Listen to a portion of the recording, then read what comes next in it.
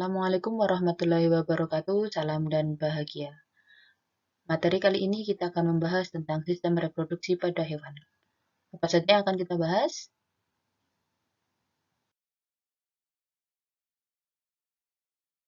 Kita mulai dari definisi dulu.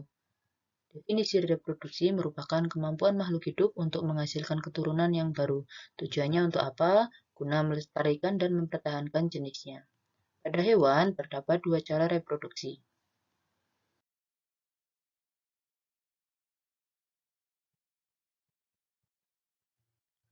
Yang pertama ada seksual atau vegetatif, kemudian seksual atau generatif. Aseksual contohnya adalah hidra, untuk seksual contohnya adalah kupu-kupu. Perbedaan sistem reproduksi aseksual dan seksual. Kita mulai dari jumlah induk. Untuk aseksual induknya 1, seksual 2. Untuk organ yang digunakan, aseksual itu organ vegetatif atau sel tubuh, kalau seksual organ seksual atau sel somatis. Kemudian untuk prosesnya sendiri, aseksual menggunakan pertunasan, regenerasi, dan sebagainya, kalau seksual menggunakan fertilisasi. Pembelahan sel pada reproduksi aseksual yaitu mitosis, pada reproduksi seksual yaitu meiosis. Sifat keturunan yang dihasilkan, kalau aseksual itu identik, kalau seksual itu bervariasi. Pada reproduksi aseksual terdapat 4 jenis. Yang pertama adalah binary fission, di mana binary fission ini merupakan pembelahan biner menjadi 2 atau lebih organisme yang sama, kemudian diikuti dengan regenerasi. Contohnya adalah pada protozoa dan bakteri. Yang kedua ada namanya fragmentation. Fragmentation ini merupakan pemotongan bagian tubuh tertentu, kemudian diikuti oleh regenerasi. Contohnya adalah pada Cnidaria, Spores, dan Annelida. Yang ketiga ada namanya budding. Budding merupakan pembentukan cabang dari induk di mana keturunannya dapat tetap menempel atau terlepas dari koloninya. Contohnya adalah pada hidra. Kemudian yang keempat ada namanya gemmules. Gemmules ini merupakan pelepasan kelompok sel tubuh untuk menjadi organisme baru. Contohnya adalah pada Porifera. Ini perbedaan antara binary fission, budding, dan fragmentation. Dapat teman-teman cermati. Binary fission itu terbelah menjadi 2 individu yang sama. Kemudian untuk fragmentation terpotong pada bagian tubuh tertentu, tapi pada akhirnya dia membentuk individu baru yang sama. Dan budding itu pembentukan cabang. Nah, cabangnya nanti dia juga dapat menjadi individu baru. Sekarang masuk pada reproduksi seksual. Terdapat 4 poin penting pada reproduksi seksual. Yang pertama adalah fertilisasi, kemudian perubahan genetik yang melibatkan tingkah laku, fisiologi, dan hormon, kemudian kromosom N, kemudian tentang sel telur dan sel sperma, di mana sel telur ini dia membawa cadangan makanan, dan sel sperma ini bersifat motil. Motil merupakan istilah untuk aktif bergerak. Fertilisasi sendiri terbagi menjadi 2. Yang pertama adalah fertilisasi internal. Contohnya ada harimau, sapi, dan kucing. Kemudian ada fertilisasi eksternal. Contohnya adalah ikan dan beberapa hewan melata seperti ular dan kadal. Ini contoh untuk proses pembuahan dari hewan. Perubahan genetik yang dialami oleh hewan melibatkan 3 hal. Yang pertama adalah perubahan tingkah laku. Contohnya pada merak. Merak akan melakukan tarian dengan mengibaskan ekornya, bergerak ke kanan dan ke kiri sesuai arah angin. Ini untuk merak jantan ya. Tujuannya untuk menarik lawan jenisnya. Kemudian ada lagi contohnya kunang-kunang. Kunang-kunang ini dia memiliki pola kedipan khusus ketika musim kawin. Tujuannya untuk menarik lawan jenisnya. Yang kedua adalah fisiologi. 3 adalah hormon. Untuk fisiologi ini berkaitan dengan siklus estrus. Nah, perlu teman-teman ketahui untuk siklus estrus terdiri dari 4 tahap. Yang pertama adalah diestrus, kemudian proestrus, estrus, dan met.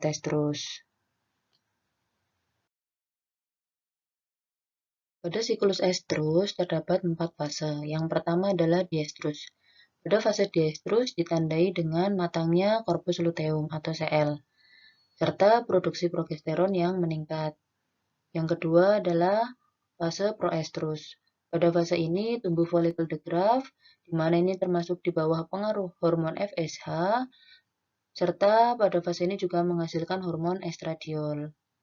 Yang ketiga, fase estrus. Pada fase estrus ditandai dengan adanya kopulasi, serta peningkatan hormon LH yang membantu terjadinya ovulasi dan pembentukan korpus luteum. Pada fase yang keempat adalah metastrus. Pada fase ini folikel mengecil serta menghasilkan korpus luteum. Produksi progesteron menghambat sekresi FSH sehingga tidak terjadi pertumbuhan ovarium. Untuk waktu siklus estrus, masing-masing hewan memiliki waktu yang berbeda-beda untuk setiap fasenya. Namun rata-rata fase yang paling lama adalah fase diestrus, di mana pada fase diestrus ini kisaran harinya adalah 6-13 hari. Kemudian untuk fase proestrus antara 2-3 hari. Nah, untuk fase estrus itu antara 1-7 hari. Dan fase metastrus itu antara 3-5 hari. Ini hanya beberapa contoh untuk waktu siklus estrus dari sapi, kuda, babi, dan domba. Reproduksi seksual pada hewan vertebrata ditinjau dari pertumbuhan embrio terbagi menjadi 3. Yang pertama adalah ovipar atau bertelur, ovovivipar atau bertelur dan melahirkan, dan vivipar atau melahirkan. Perbedaan reproduksi seksual pada hewan vertebrata. Mulai dari pertumbuhan embrio. Hewan ovipar berada di luar tubuh induknya atau dalam telur. Ovovivipar berada di dalam telur dan menetas di dalam tubuh induknya. Vivipar berada di dalam rahim. Untuk sumber makanan, ovipar dan ovovivipar berasal dari telur, sedangkan vivipar berasal dari induknya. Hewan ovipar dan ovovivipar tidak memiliki kelenjar susu, kecuali platypus pada ovovivipar, sedangkan hewan vivipar memiliki kelenjar susu. Proses pengeluaran keturunan pada hewan ovipar melalui pengeraman telur, kemudian untuk ovovivipar dan vivipar melalui melahirkan. Contohnya untuk hewan ovipar ada ayam, bebek, burung, buaya, cicak, ikan, angsa, dan penyu. Untuk hewan ovovivipar, contohnya ada ikan hiu, ikan pari, cucut pasir, dan kuda laut. Sedangkan untuk contoh hewan vivipar, ada sapi, kambing, paus, kuda, kucing, tikus, harimau, dan gajah. Organ reproduksi seksual pada hewan vertebrata. Yang pertama ada Pisces. Ini dapat dilihat. Untuk yang A adalah organ reproduksi betina, karena di situ ada tulisan oviduct. Kemudian yang B adalah organ reproduksi jantan, karena ada testis. Kemudian ini ada amfibi.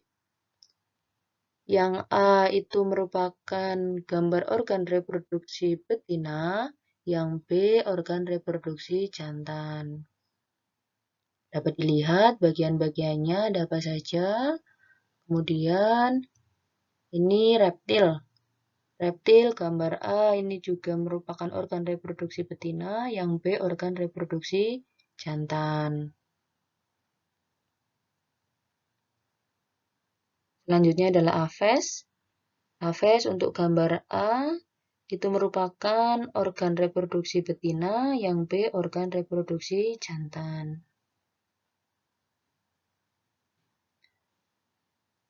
Ini yang terakhir mamalia. Mamalia gambar A ini merupakan organ reproduksi betina, yang B merupakan organ reproduksi jantan. Hampir sama untuk bagian organnya, hanya ada beberapa perbedaan saja. Nanti untuk lebih rincinya ada pada tabel.